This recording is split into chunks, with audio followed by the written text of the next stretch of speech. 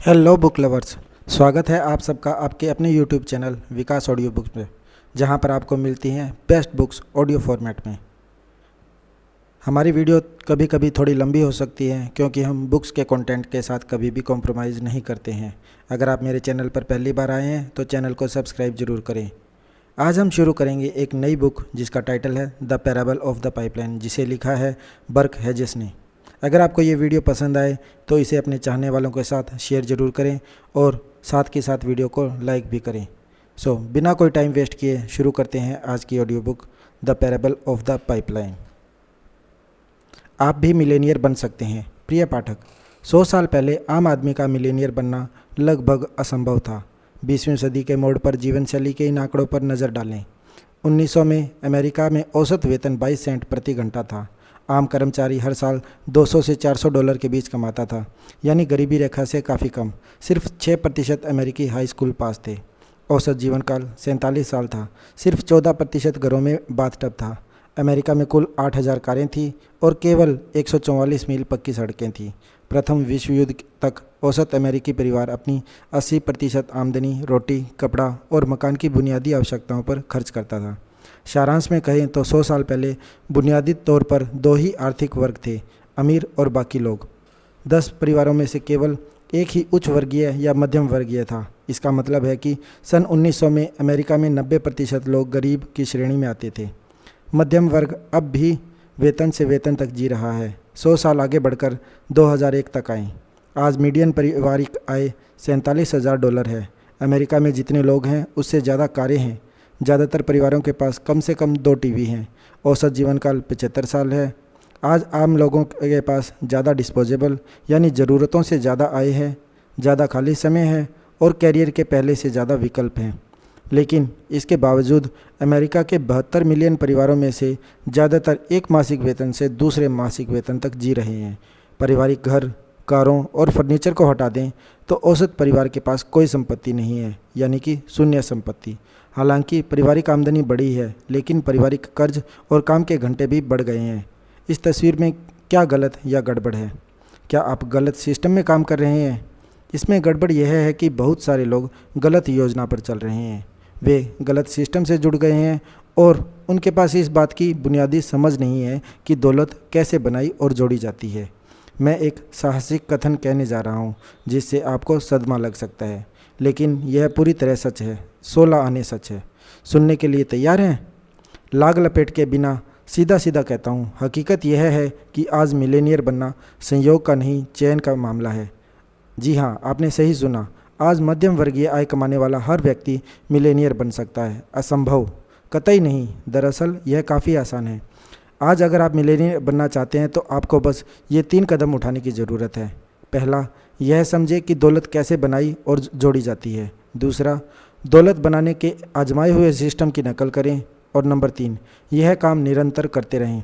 बस यही, सिर्फ ये 3 कदम उठाकर ही आम लोग $1 मिलियन की संपत्ति इकट्ठा कर सकते हैं और मिलेनियर बन सकते हैं। समझना, नकल करना और निरंतरता। आप इस पुस्तक से क्या सीखेंगे? इस पुस्तक से आप आजमाई हुई रणनीतियाँ सीखेंगे।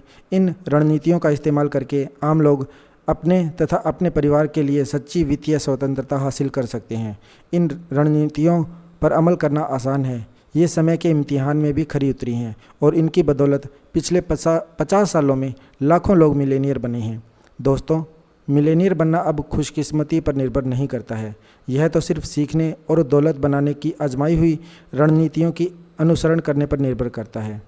बेस्ट सेलिंग पुस्तक द मिलेनियर नेक्स्ट डोर के अनुसार बहुसंख्यक मिलेनियर रॉकफेलर या वाटर बिल्ड्स के वंशज नहीं हैं। 80% से ज़्यादा मिलेनियर सामान्य लोग हैं जिन्होंने अपनी दौलत एक ही पीढ़ी में इकट्ठी की है। इस बारे में सोचें।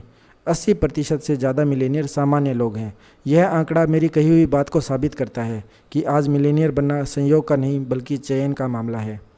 इस पुस्तक का लक्ष्य आपको वे रणनीतियाँ सिखाना है जिनका इस्तेमाल करके दौलतमंद लोगों ने दौलत बनाई और इकट्ठी की है। पहले इन रणनीतियों का इस्तेमाल केवल विशेषाधिकार वाले चंद लोग ही कर सकते थे। अगर आपको सन 1900 में ये रणनीतियाँ पता भी होती तो भी आप उनका इस्तेमाल नहीं कर सकते थे। उनका लाभ लेने के लिए आपके पास संभवतः नकदी पैसे या उचित संपर्क नहीं होते। आज वह बात नहीं है। आज स्थिति बदल चुकी है।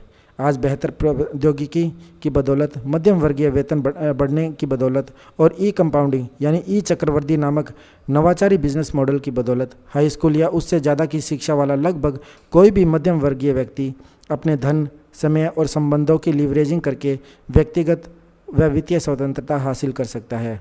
इस पुस्तक में बताई गई रणनीतियों के अनुसरण करके आप भी मिलेनियर बन सकते हैं। मिलेनियर क्लब में आपका स्वागत है। Burke Hedges. The parable of the pipeline. नई अर्थव्यवस्था में अतिरिक्त आमदनी का स्थायी स्रोत कैसे बनाएं? हर उस व्यक्ति को जिसके पास पाइपलाइन बनाने की बुद्धिमत्ता है और यह ज्ञान दूसरों को देने की इच्छा है। आभार। जब मैं डॉक्टर स्टीव प्राइस के बारे में सोचता हूँ तो अनुशासन, संकल्प, एकाग्रता और धैर्य वे शब्द हैं जो मेरे दिमाग में आते हैं। वे इस पांडुलिपि की सफल पूर्णता की रीढ़ थे। स्टीव, आप बेहद गुणी हैं और किसी प्रोजेक्ट को शुरू से अंत तक पूरा देखने के लिए समर्पित भी हैं। मैं आपकी कोटि कोटि प्रशंसा करता हूं और मेरी निगाह में आप अनमोल साझेदार हैं। मैं INTI पब्लिशिंग की अध्यक्ष कैथरीन ग्लोवर का सदैव ऋणी कृतज्ञ हूं। कैथरीन असाधारण लीडर है और इस पुस्तक के सृजन और विकास के दौरान उनका विवरणों पर ध्यान व राय अमूल्य थे। मैं आसानी से पढ़ने वाला लेआउट तैयार करने वाली डोना मॉरिसन के साधारण काम के लिए उन्हें धन्यवाद देना चाहता हूं। डोना, आपके साथ काम करना हमेशा आनंददायक होता है। लिज, चेरी और उनकी सृजनात्मक टीम को अद्भुत कवर डिज़ाइन के लिए बहुत बहुत धन्यवाद। चेरी डिज़ाइन ने अतिरिक्त आय की ज़बरदस्त शक्ति संप्रेषित करने में छक्का मारा है। टीम INTI के प्रत्येक सदस्य को धन्यवाद दिए बिना यह आभार पूरा नहीं होगा।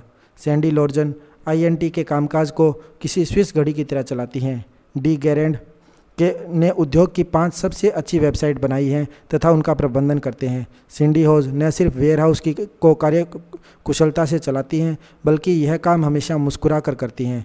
CFO जेवल पेरेगो कंप्यूटर विशेषज्ञ हैं और अकाउंटिंग की उस्ताद भी। जेवल, हम आपके बिना क्या करेंगे? अंत में मैं अपने पिता को धन्यवाद देना चाहता हूं, जिन्होंने मेरी किशोरावस्था में इस बात पर जोर दिया था कि जीवन में पाइपलाइनें बनाना बहुत ज़रूरी है, क्योंकि पाइपलाइनें ही जीवन की डोर होती हैं। डैडी, आपके धैर्य और शाश्वत बुद्धि के लिए धन्यवाद। बर्क हेजेस की डेस्क से। आपकी पाइपलाइनें आपके जीवन की डोर हैं। मेरे पिताजी 25 साल पहले गुजर गए थे, लेकिन आज भी मुझे उनके साथ शाम को खेले गए शतरंज के मैच इतनी अच्छी तरह याद हैं मानो कल ही की बात हो। मुझे याद है कि इक्वेडोर के तट पर हमारे बीच हाउस के बरामदे में से प्रशांत महासागर का नज़ारा दिखता था और मैं यहाँ शतरंज की बिसात बिछाने में पिताजी की मदद करता था। मुझे याद है कि मैं सफ़ेद बालुई तट पर लहरों को बिखरते देखता था। मुझे याद है कि नमकीन पानी की धुंध का गुड़हल की खुशबू तैरती रहती थी।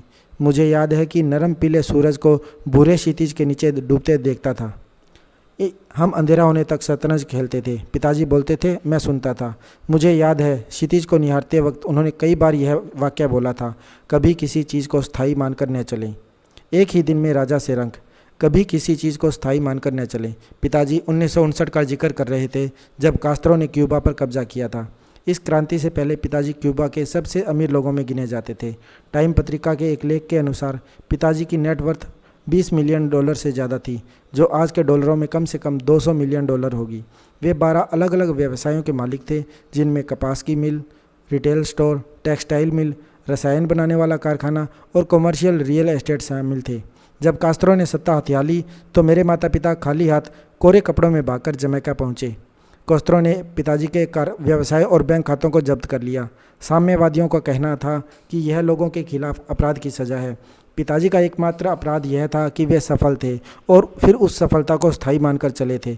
अतीत को देखने पर यह स्पष्ट नज़र आता है कि उन्हें अपनी कुछ संपत्तियां देश के बाहर पहुंचा देनी चाहिए थी, लेकिन उन्होंने ऐसा इसीलिए नहीं किया क्योंकि वे यह मानकर चल रहे थे कि कास्त्रो कभी सरकार नहीं गिरा पाएंगे। पिताजी का अंदाज़ा गलत निकला और उन्हें अपनी दौलत गंवाकर इसकी कीमत चुकानी पड़ी। पाइपलाइनों की चेतावनी। पिताजी ने दोबारा दौलत बनाने की पूरी कोशिश की, लेकिन बुरी अर्थव्यवस्था और रोगी हृदय ने उनकी वापसी नहीं होने दी। अपने अंतिम दिनों में वे कटु नहीं थे, वे तो बस निराश थे कि उनका समय खत्म हो गया था। शतरंज खेलते समय पिताजी ने मुझे वे मुख्य सिद्धांत सिखाने की पूरी कोशिश की थी जिनकी बदौलत वे 50 साल से भी कम उम्र में दौलतमंद बन सके थे।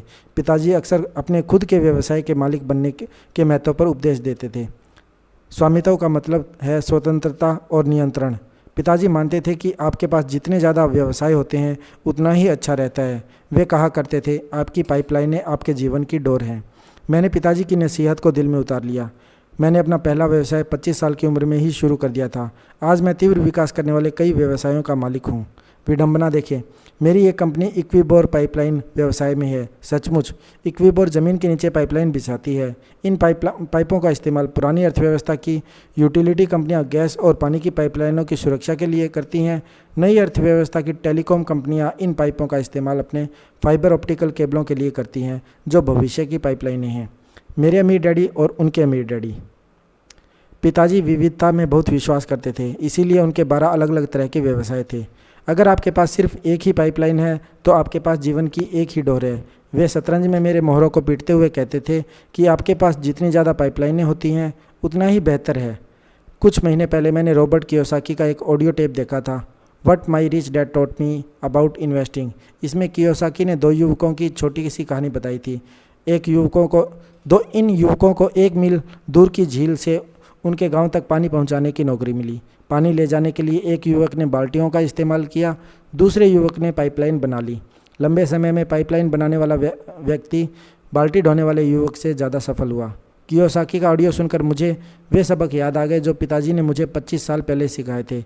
उस शाम मैंने घर पहुंचकर एक नई पुस्तक के लिए 10 पेज के नोट्स लिख डाले। इनमें मैंने पाइपलाइन को जीवन की डोर बताकर पाठकों से आग्रह किया था कि वे अल्पकालीन और दीर्घकालीन दोनों पाइपलाइनें बनाएं ताकि उनकी आमदनी की नदियां अलग अलग जगहों से आएं। मैंने इस पुस्तक का शीर्षक रखा the parable of the pipeline. 3 महीनों बाद मैंने प्रकाशक को उस पुस्तक की पांडुलिपि थमा दी जिसे आप अपने हाथों में थामे हुए हैं, अपनी खुद की पाइपलाइनें बनाना। इतने वर्षों में मैंने पिताजी की सलाह पर चलकर कई लाभदायक पाइपलाइनें बनाई हैं।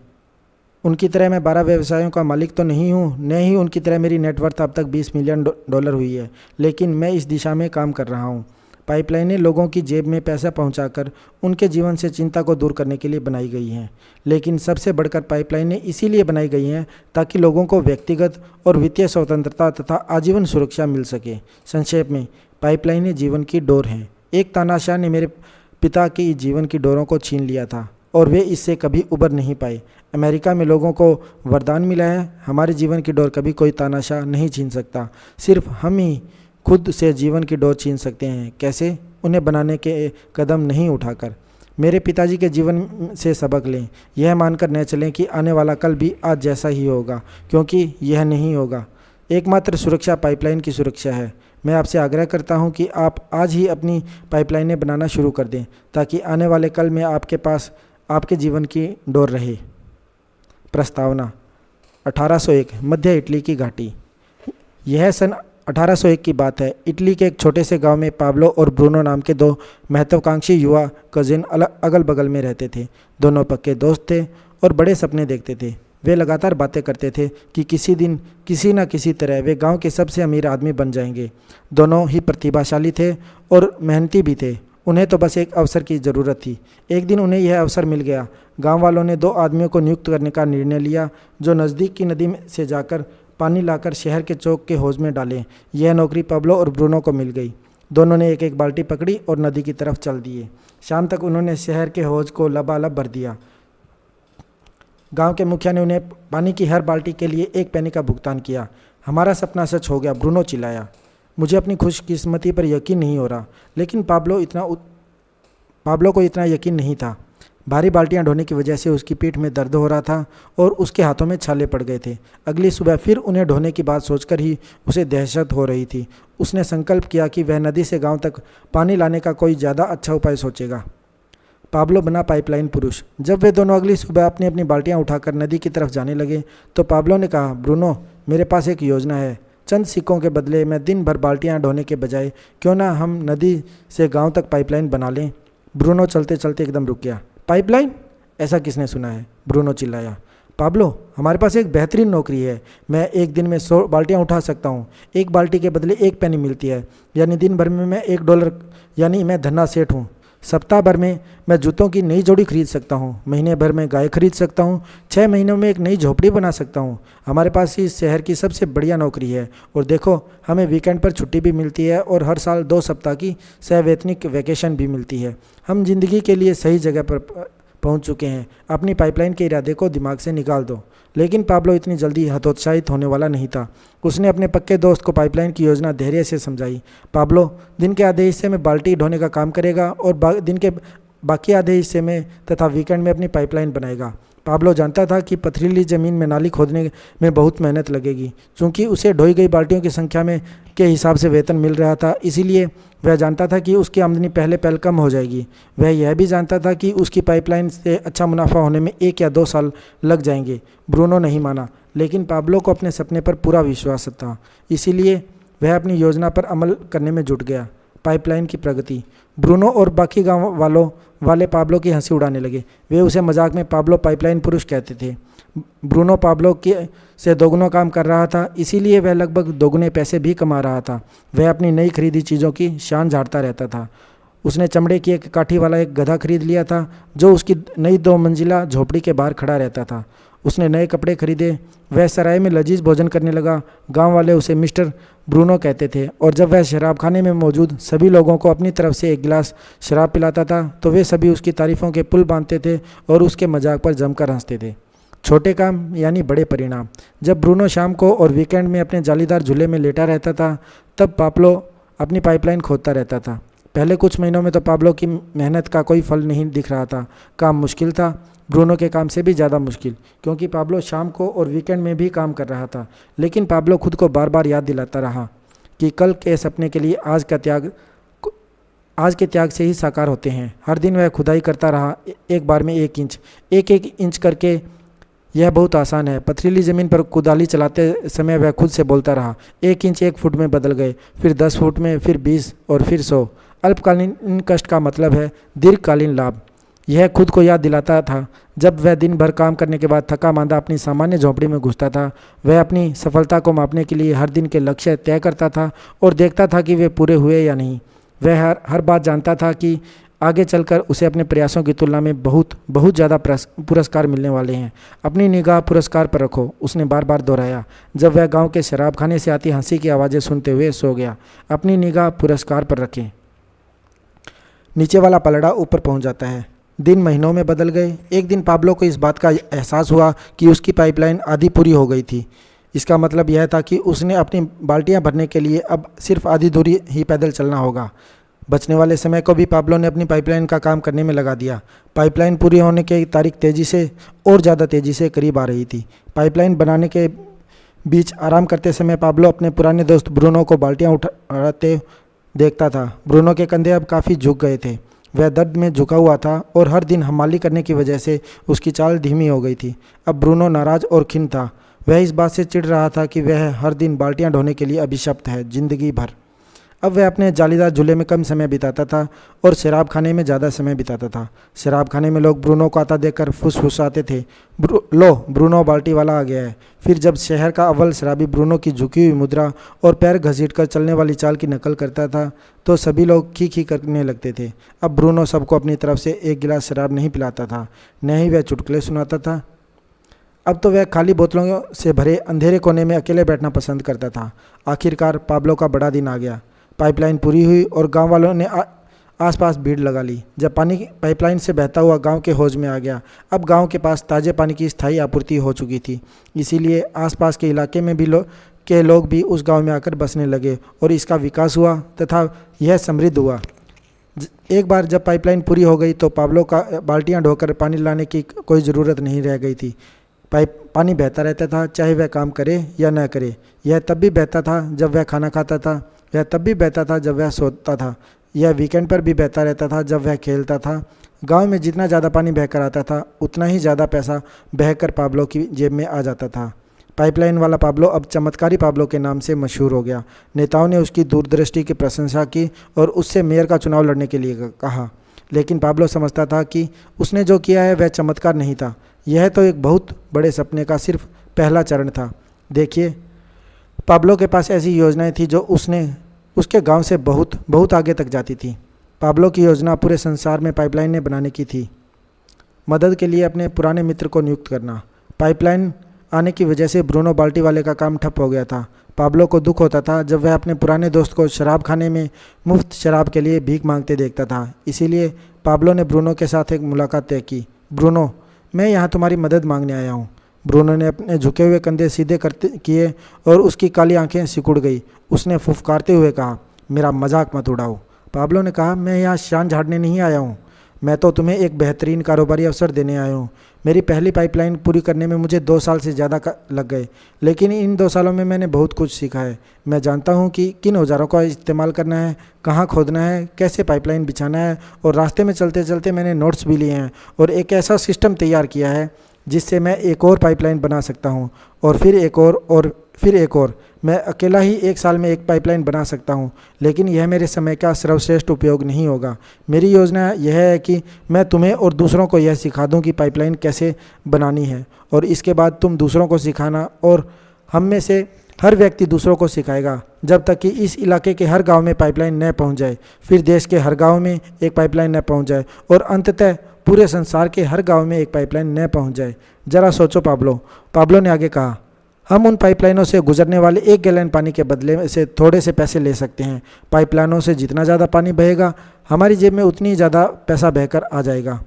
मैंने जो पाइपलाइन बनाई है वह सपने का अंत नहीं है, यह तो सिर्फ शुरुआत है। ब्रूनो को आखिरकार बड़ी तस्वीर दिख गई। वह मुस्कुराया और उसने अपने सख्त हाथ से अपने पुराने दोस्त की तरफ बढ़ा दिए। उन्होंने हाथ मिलाया और फिर पुराने बिछड़े दोस्तों की तरह गले लग गए। बाल्टी ढोने वाले संसार में पाइपलाइन के सपने। बरसों गुजर गए। पाब्लो और ब्रूनो काफ़ी पहले रिटायर हो चुके हैं, लेकिन उनका विश्वव्यापी पाइपलाइन व्यवसाय आज अब भी उनके बैंक खातों में हर साल करोड़ों डॉलर बहा कर लाता है। कई बार तो देहात में यात्रा करते वक्त पाब्लो और ब्रूनो पानी की बाल्टियां ढोने वाले युवकों के पास से गुजरते थे। यह देखकर बचपन के दोस्त रुक जाते थे। वे युवकों को अपनी कहानी बताते थे और उनकी खातिर पाइपलाइन बनाने में उनकी मदद का प्रस्ताव रखते थे। कुछ लोग उनकी बात सुनते थे और पाइपलाइन व्यवसाय शुरू करने के अवसर पर उछल पड़ते थे, लेकिन दुखद बात यह है कि ज़्यादातर बाल्टी ढोने वाले जल्द ही पाइपलाइन के विचार को खारिज कर देते थे। पाब्लो और ब्रूनो बार बार एक जैसे बहाने सुनते थे। मेरे पास समय नहीं है। मेरे दोस्त ने मुझे बताया था कि वह एक दोस्त के दोस्त को जानता है जिसने पाइपलाइन बनाने की कोशिश की थी और नाकाम रहा था। जो लोग जल्दी अंदर जाते हैं सिर्फ वही पाइपलाइनों से पैसा बना पाते हैं। मैंने ज़िंदगी भर बाल्टियाँ ढोई हैं।